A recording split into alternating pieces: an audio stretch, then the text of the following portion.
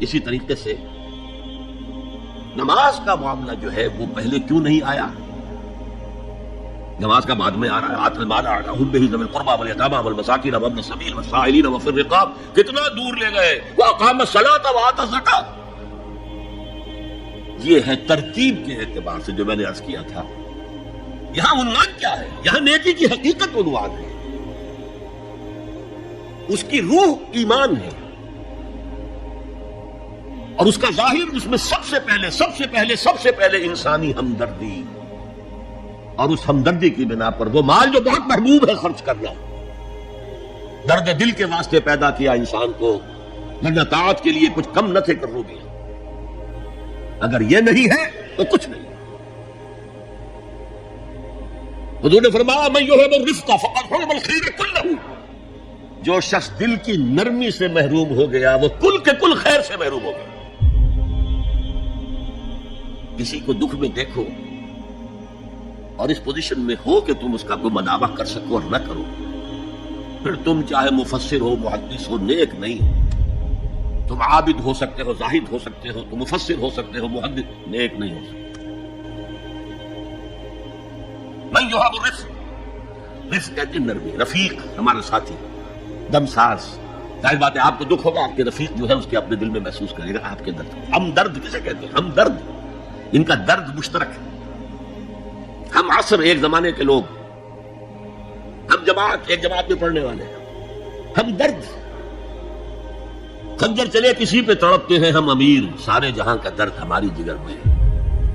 اگر یہ رفق نہیں ہے، اگر یہ ہمدردی نہیں ہے، اگر کسی کو دکھ میں دیکھ کر آپ تڑپ نہیں اٹھتے، اگر اس کی مدد کرنے پر قادر ہو اور نہیں کرتے تو کل خیر سے محروم ہے. پڑھے جاؤ نمازیں اور تہجدیں، کچھ حاصل نہیں. اس پر جو آخری آیت قرآن کی ہے لن تنالوا البر حتى تنفقوا مما تحبون، اس سے زیادہ کیٹیگوریکل سٹیٹمنٹ اور کیا چاہیے. لن کے ساتھ جو نفی ہوتی ہے فعل مضارع میں انتہائی مؤکد، ہرگز نہیں پہنچ سکتے نیکی کے مقام کو جب تک کہ خرچ نہ کرو ان میں سے جو چیزیں تمہیں پسند ہیں.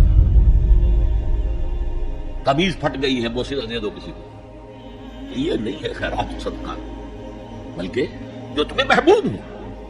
لن تنالوا البر، بر کے مقام تک نہیں پہنچ سکتے. پھر میں کہہ رہا ہوں عابد ہو سکتے ہو، زاہد ہو سکتے ہو، علم کا معاملہ ہے، محدث ہو سکتے ہو، مفسر ہو سکتے ہو، فقیہ ہو سکتے ہو، مفتی ہو سکتے ہو، سب کچھ ہو سکتے ہو. قرآن مجید کی روح سے نیک نہیں کہلا سکتے. وآت المال علی حبہ.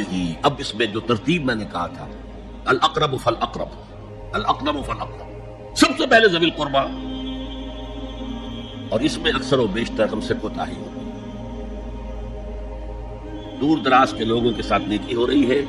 سگے بھائی کی بیوہ اور یتیم بچے جو ہے وہ محروم ہیں. انہوں نے اس وقت یہ کر دیا تھا، یہ کر دیا تھا. ظاہر بات ہے کہ رشتہ داروں سے تو شکایتیں ہوتی ہیں. یہ تو ہمیشہ ہمارے مخالف رہے جی، ان کی ہم کیسے مدد کریں؟ اگر تو اللہ کے لیے دینا ہے تو پہلا حق ان کا. من عطا للہ وابغض للہ وعطا للہ ومنع للہ. اللہ کے لیے دیا ہے اگر تو اپنے اس نفس کے جو انتقام کا جذبہ ہے اس کو کچلو، اور جس کا سب سے پہلا حق ہے اس کو پہنچاؤ. حق بحقدار رسید ذوی القربیٰ والیتامى، جو بے سہارا رہ گئے، باپ کا سایہ نہ رہا. والمساکین، مساکین کسے کہتے ہیں؟ مسکنت کہتے ہیں کم ہمتی. آپ کو معلوم ہے آج کل ایک مرض کہلاتا ہے نیورستھینیا. آدمی دیکھنے میں ہٹا کٹا ہے، صحت مند ہے، لیکن اندر سے اس کی کوئی ہمت ایسے جواب دے گئی ہے کچھ کر نہیں سکتا. وہ ہے مسکین. اسی لیے جو فرمایا گیا یہودیوں کے لیے ضربت علیہم الذلۃ والمسکنہ، ذلت کے معنی بھی کمزوری اور مسکنت کم ہمتی، ہمت ختم ہو گئی. تو جو اپنے پاؤں پر نہیں کھڑا رہ سکتا اس وجہ سے کہ اس میں وہ ہمت کم ہو گئی، وہ بھی مستحق ہے. وابن السبیل اور مسافر.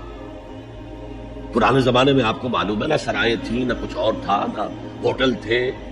پھر اگر کہیں راستے میں چوری ہو گئی، ڈاکہ پڑ گیا، تو آدمی جو ہے گھر میں خود ہے، کفیل ہے، اچھا ہے. اس وقت کی حالت ایسی ہو گئی. ہمارے ہاں بیگرز نے اسی کو ایک بہت بڑا بہانہ بنایا ہوا، جی میں آیا تھا وہاں سے یہاں سے اور میری جیب کٹ گئی، سب کچھ چلا گیا، اب مجھے واپس جانے کے لیے کرایہ چاہیے. اکثر و بیشتر جھوٹے کیسز ہوتے ہیں. اگر آپ کسی کو پکڑ لیں اور ساتھ لے کر کہیں تحقیق کراؤ تو وہ بھاگ جائے گا، پھر نہیں آئے گا اس مسجد. لیکن یہ کہ ابن سبیل یہ بھی ایک کھاتا ہے. وسائلین یہ ذرا تفصیل طلب معاملہ ہے. اسلام کی تعلیم بڑی متوازن ہے. ایک طرف سوال کی مذمت ہے، میں تو اپنا دستے سوال دراز کروں کسی کے سامنے. جو شخص ہاتھ پھیلاتا ہے مانگنے کے لیے وہ اپنی عزت نفس کو ہتھیلی پر رکھ کر آپ کے سامنے پیش کرتا ہے اور آپ ٹھوکر مار دیتے ہیں اس کی عزت نفس کو. مانگو اللہ سے. اللہ کسی کے دل میں ڈالے تمہاری ضرورت پوری کر سکتا ہے بغیر اس کے کہ تم کسی کے سامنے دستے سوال دراز کرو. سخت مذمت ہے. اور خاص طور پر بیگری جو ایک انسٹیٹیوشن بن گیا ہے، پیشہ بن گیا ہے، وہ تو اسلام کی تعلیمات کے منافی. اور جس طرح کی ہم خیرات بانٹتے ہیں، 5 روپے کا نوٹ دے رہے ہیں مانگنے والوں کو مسجدوں کے باہر، سمجھ رہے ہیں ہم نے حاتم طائی کی خبر کو لات مار دی، حالانکہ حقیقت میں آپ انسٹیٹیوشن آف بیگری کو سپورٹ کر رہے ہیں. کسی ایک کو لے لو، آؤ چلو مجھے اپنا گھر دکھاؤ، مجھے بتاؤ تم واقعی اس قابل ہو یا نہیں ہو، اور پھر اس کی مدد کرے، لمسم کرے. پھر وہ 5 روپے نہیں ایسی دے کہ وہ کچھ اپنے پاؤں پر کھڑا ہو سکے. میں نے 1 روپیہ نہیں کہا کہ 1 روپیہ تو اب کوئی شے نہیں رہی، لیکن یہ کہ 5 روپے کا نوٹ بھی آپ نے تقسیم کرنے شروع کر دیے، یہ کیا ہے؟ وسائلین وفی الرقاب. لیکن دوسری طرف سائل کو جھڑکنا نہیں ہے. ولا اما سائل فلا تنہر، جھڑکو نہیں. اچھا بھائی نہیں، معاف کرو میرے پاس اس وقت آپ کی مدد کے لیے کچھ نہیں، میں کچھ نہیں کر سکتا. تو ان دونوں کے درمیان اصل میں معاملہ ہونا چاہیے. بلکہ یہاں تک بھی فرمایا سائل کو ضرور دو، چاہے وہ گھوڑے پر سوار ہو کر تمہارے دروازے پہ آیا. کیا پتا اس کی واقعی الجھن کیا ہے. تو سوال کی مذمت اور سائل کو جھڑکنے کی ممانعت. حتی الامکان خالی ہاتھ نہ لوٹاؤ. اس نے اپنی عزت نفس اپنی ہتھیلی پر رکھ کر تمہاری سامنے پیش کر دیا، اسے ٹھوکر نہ مارو.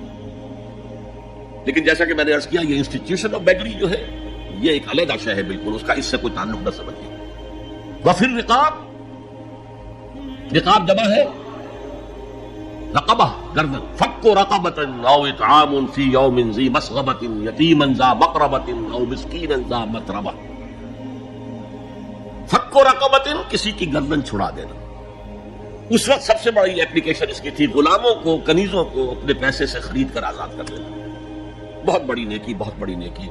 اور حضرت ابو بکر رضی اللہ تعالیٰ عنہ کے دفتر فضائل میں سب سے اونچا کام یہ ہے کہ جن غلاموں کو، جن کنیزوں کو ستایا جا رہا تھا، their owners, their masters، ان کے آقا کو حق حاصل تھا، جو چاہے کریں ان کے ساتھ، قتل کر دے، کوئی پوچھنے والا نہیں. میں پہلے بھی عرض کر چکا ہوں، میری ملکیت ہے، جیسے میری بکری میری ملکیت ہے، میں نے اس کو ذبح کیا، گوشت کھا لیا، تم کون ہوتے ہو پوچھنے والے؟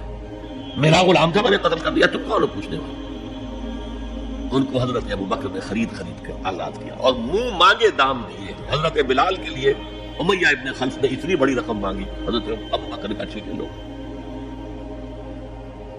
باپ نے کہا بھی ابو قحافہ نے، ابو بکر کو کوئی غلام خریدنا ہی تھا تو کوئی طاقتور آدمی جو کام آ سکے کہیں، اس کو خریدنا چاہیے. مجھے کیا پتا ابو بکر کس لیے خرید رہا اور کس کے لیے خرید رہا.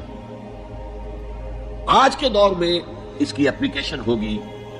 کوئی شخص جو ہے اگر قرض میں اس طرح جکڑا جائے کہ لاکھ ہاتھ پاؤں مارے نکل نہیں سکتا، اس کو کوئی لمپ سم مدد دے کر اس قابل کیا جائے کہ وہ پھر اپنے پاؤں پر کھڑا ہو جائے. یہ نہیں کہ اسے آپ ہر مہینے کچھ رقم دیتے رہے مینٹیننس کے لیے. اگر آپ کو ہماری ویڈیو اچھی لگی تو ہمارے چینل کو سبسکرائب ضرور کریں.